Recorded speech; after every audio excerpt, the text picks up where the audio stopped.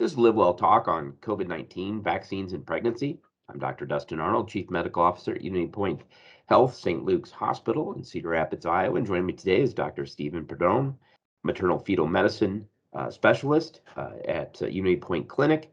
Dr. Pedron, the Center for Disease Control has recommended that pregnant women, receive the COVID-19 vaccine. However, there's a lot of fear with the possibility of fertility, possibly of being pregnant and receiving vaccine, whether or not breastfeeding. I'd like to answer some of those questions today and dispel some of the myths about that. First, what do we know about how COVID-19 affects pregnancy? It affects pregnant patients as hard or harder than it does other patients. It's hard to tell whether those patients actually get sicker, whether pregnant women get sicker, whether we treat them more avidly, whether we're more aggressive with them because they're pregnant. They have that second passenger in there. And so everybody's a little bit more vigilant with pregnancy, but at least as sick as non-pregnant patients. Let's go through the basic kind of concerns. If I'm considering getting pregnant, has there been any evidence that fertility is affected by the vaccine? No, not at all. There's been a lot of misinformation, a lot of voodoo out there, but there's not a shred of evidence that it affects fertility. Reproductive endocrinologists, the infertility specialists, they recommend that their patients get vaccinated. There was some misinformation early on about the vaccine antibody affecting a particular protein in the placenta. That got blown out of proportion. That is just flatly incorrect. And people became concerned that if you had this antibody that was affecting the placenta early in pregnancy, it could cause miscarriage. That just isn't true. So let me ask this general question, a related topic, and I know you're not a fertility specialist, but I know you're pretty smart, so you'll know the answer. Are there any vaccines that if you take, they affect your fertility? No, none that I'm aware of. There are some live vaccines that are Right, that's different. contraindicated in early pregnancy. It's all just theory because they really haven't demonstrated birth defects as a cause of these vaccines. It's just super caution, but anything protecting for preventing or affecting fertility, I can't think of a one. No. Yeah. Well, and with pregnancy, obstetrics, your specialty, um, there's always the lack of randomized placebo-controlled trials because who's going to be the pregnant patient that says, yeah, I'll enroll my kid in the control group. Just there's not a lot of willing participants naturally because we're talking newborns, right? So it's hard to a lot of it is theoretical in your specialty for the most part. I wish that I could put that down to the pregnant patients not wanting to participate in the study because they're worried about their baby. But the bigger problem is the system. The bigger problem is the provider side, the clinical side, the research side, not wanting to do the research. Why is that? I don't know, Dustin. It's complex, it's political, it's liability. Nobody wants to get sued if something goes sideways. But if you look at because of that dynamic, because medications just aren't studied in pregnancy, I was trying to think this morning, racking my brain, what's a medication that has a greater track record than the COVID-19 vaccine? I can't think of any medication that I'm using for my pregnant patients right now, whether it's hypertension or diabetes or cancer therapy or heart disease.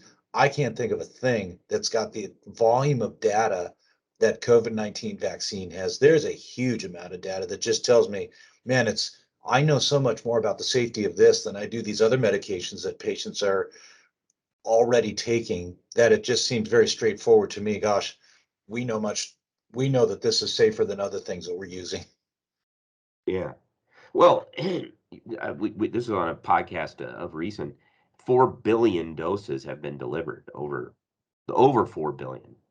That's billion with a B. I mean, that is a huge N for any study. I mean, I'm happy when I see 1,000 patients enrolled in a study. Say, okay, that's a decent number. Now we can draw some conclusions, but 4 billion is huge.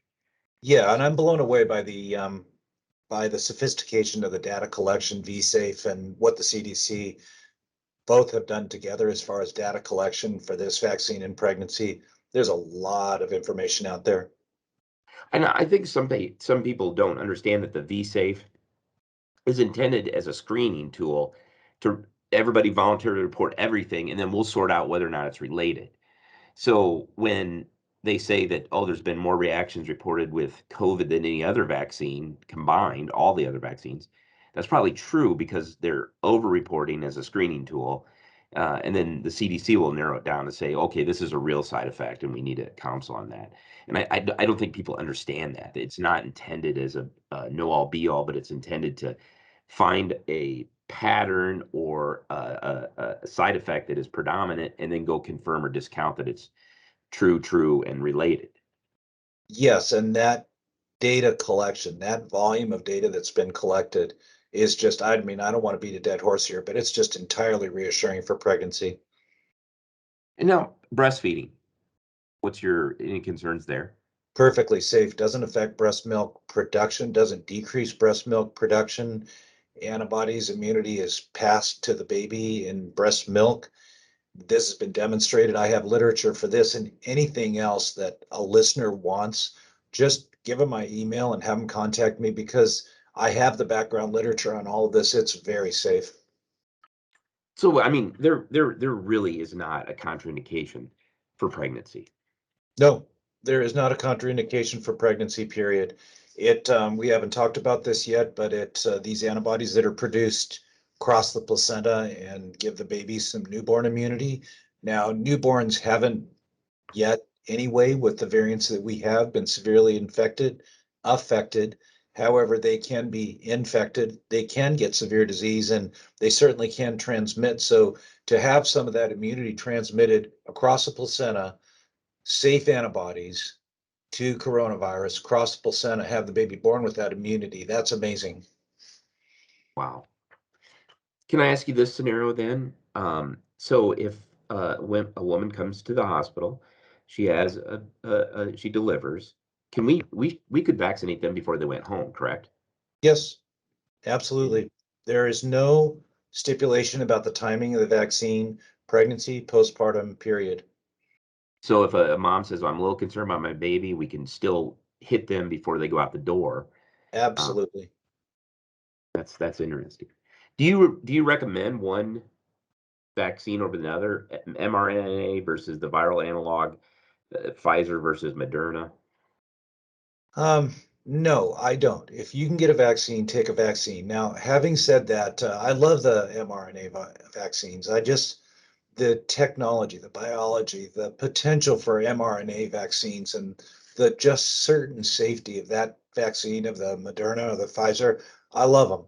And J&J, as you know, has this, pesky little uptick in risk for clotting and thrombocytopenia. And so, yeah, it's there, but compared to the alternative, and that is getting coronavirus disease, which the rate of death from coronavirus disease is, I don't know, 1 in 100, 1 in 200, something like that for patients who acquire the disease. It's high. The odds are so much in the favor that if you have an opportunity to get the J&J, go for it. I'm perfectly comfortable with it. Okay, that's and then so you also be comfortable with the booster. Oh, yes, strongly recommend it. The moment it comes out and the patient becomes a candidate for it, absolutely get it. Yeah, I tell you, Steve, I'm worried about um, the booster, the encouragement for people to get vaccinated, and seasonal flu shots all coming due in October. I think it's going to put a huge strain on the system. And if you ask me what's keeping Dustin up at night, it's that logistics of delivering those vaccines when it rolls around. Yeah, I think it's all going to hit at once. You're right. And that's what's going to happen as far as logistics. You got me. But I did just do a little research yesterday and found out that there's no contraindication to having them both on the same day. Did you know that you can get your influenza and your coronavirus booster or vaccine on the same day? Just not in the same arm. Yeah, Yep, right. yeah.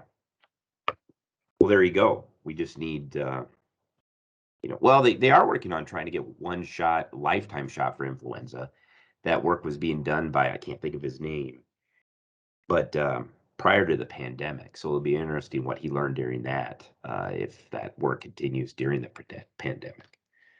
I don't know that research. That's fascinating, but I do know that the mRNA biology, just you watch over the next 6 months, year, 5 years, 10 years, it's going to explode our treatment of cancer, other immune disorders. I think it's just going to blow people away. Genetic Yeah, disorder, cystic fibrosis.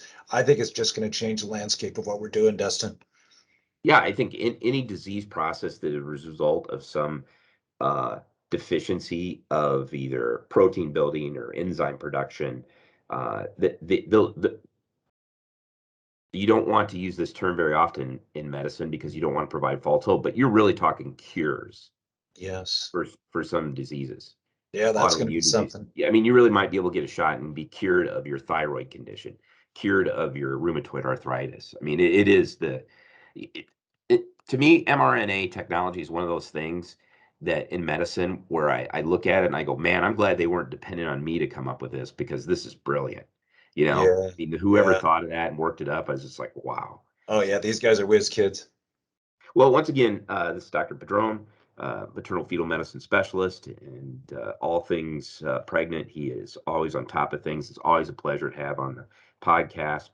Uh, if you would like more information regarding UnityPoint Clinic Fetal Medicine, please visit unitypoint.org.